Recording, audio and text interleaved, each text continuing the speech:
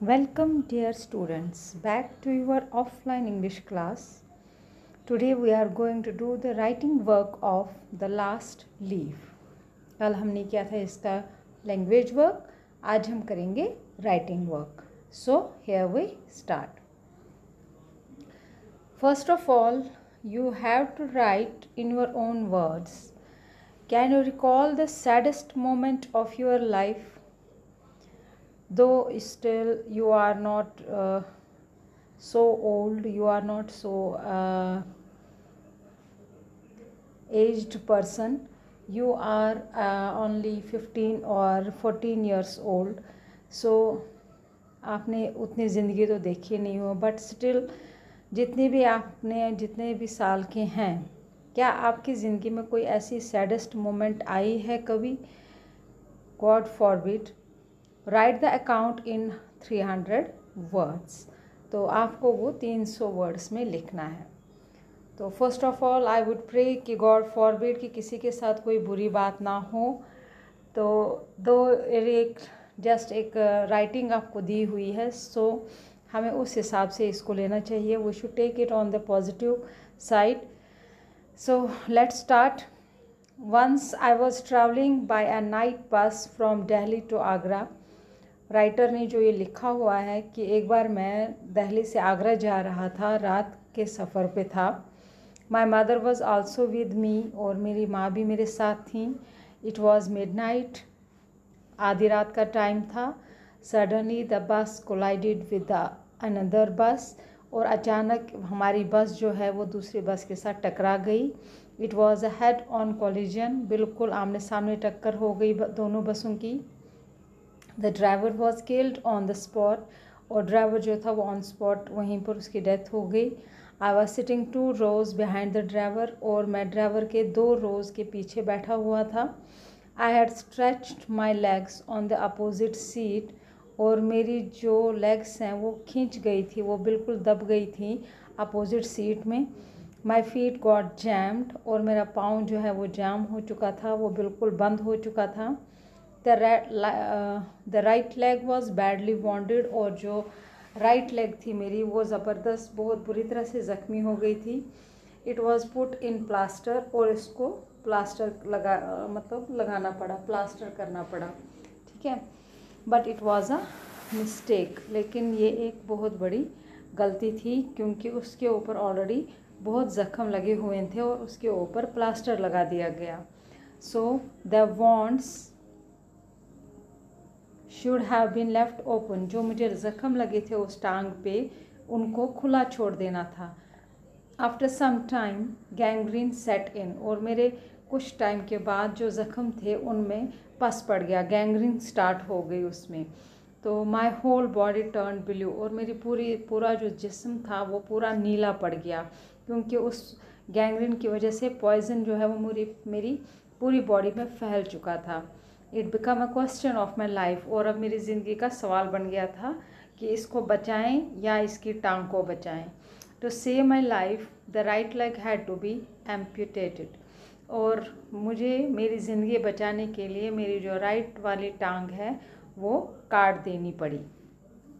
It was the saddest moment of my life, और वो मेरी ज़िंदगी का सबसे सैडेस्ट मोमेंट था. बहुत ही दर्दनाक लम्हा था, बहुत ही बुरा लम्हा था. I had always desire to be a dancer in Bharatanatyam, और मेरी हमेशा ये चाहत रही थी कि मैं एक भरतनाट्यम में एक ज़बरदस्त मशहूर डांसर बनूं. But now I felt my whole world had fallen apart. लेकिन अब मुझे ऐसा लगता है कि मेरी पूरी दुनिया जो है वो बिखर गई है. तो इस एक गलती की वजह से और इस एक्सीडेंट की वजह से. ठीक है, तो दिस इज़ ये जो पैसेज है ये राइटर ने लिखा हुआ है कि उनके साथ क्या हुआ है. तो मैंने पहले भी आपको बोला कि गॉड फॉरबिड, भगवान बचाए कि आपके साथ ऐसा कुछ बुरा ना हो, किसी के साथ भी ऐसा कुछ बुरा ना हो. But still if there is any saddest moment, तो वो आप अपने वर्ड्स में लिख सकते हैं.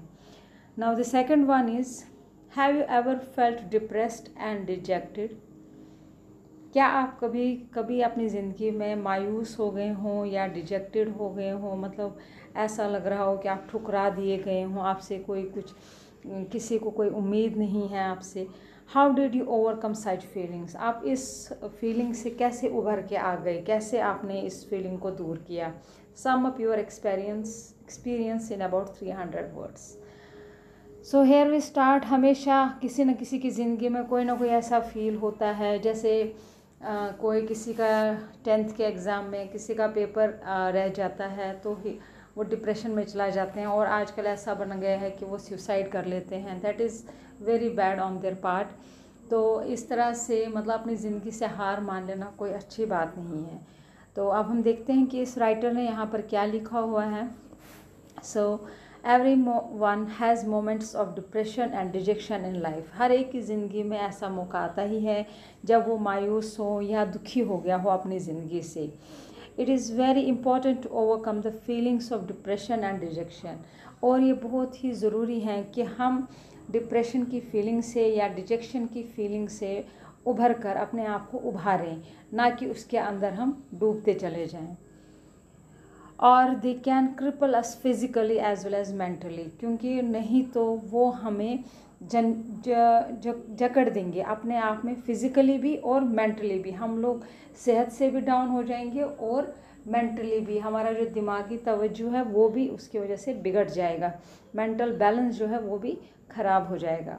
आई too have experience such moments in my life. और मेरी ज़िंदगी में भी मैंने कुछ ऐसी I too have experience such moments in my life. मेरी ज़िंदगी में भी मेरा ऐसा कुछ तजुर्बा रहा है ज़िंदगी का। But I never let them linger on for long. लेकिन मैंने कभी भी उनको ज़्यादा देर तक खींचने नहीं दिया, ज़्यादा बढ़ावा नहीं दिया।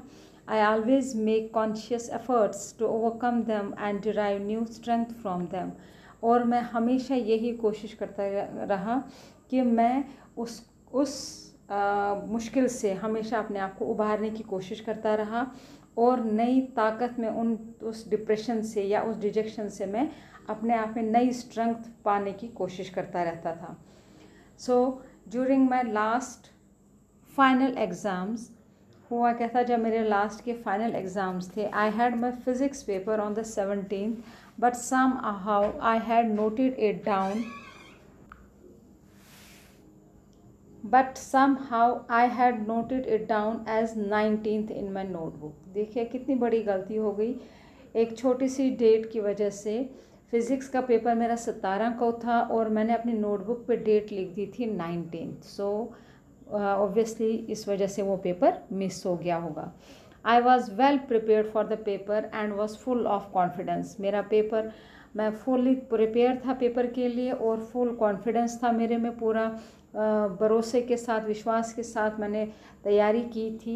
But when I reach the exam hall on the morning of 19th, I got the biggest shock of my life. और लेकिन जब मैं 19 की सवेरे पहुंचा एग्ज़ाम हॉल के पास, वहाँ पर मेरे को ज़िंदगी का सबसे बड़ा शॉक लग गया।